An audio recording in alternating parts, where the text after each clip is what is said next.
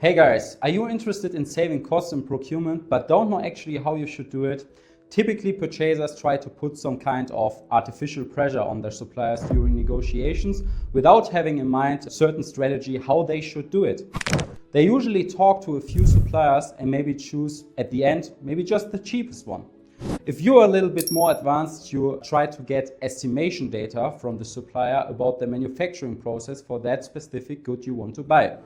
They might give you information about material costs, the machines being used, personal costs like the ones operating the machines, location costs like rent for instance, and general overhead structures. If you manage to get that kind of actual data, you are already way ahead of most people. And you can do some kind of estimation here.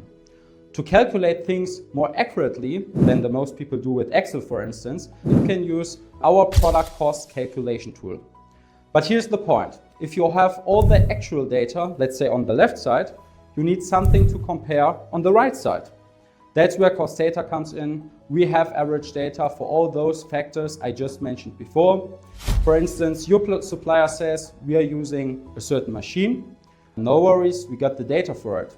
If you want to know the raw material prices your supplier pays, no worries, we can tell you exactly how much, for instance, a ton of that certain raw material costs currently on the market on average, and that also for different regions around the world.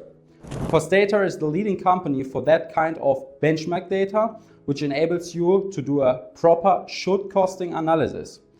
If your procurement team wants to get a little bit more professional, there's no way around us.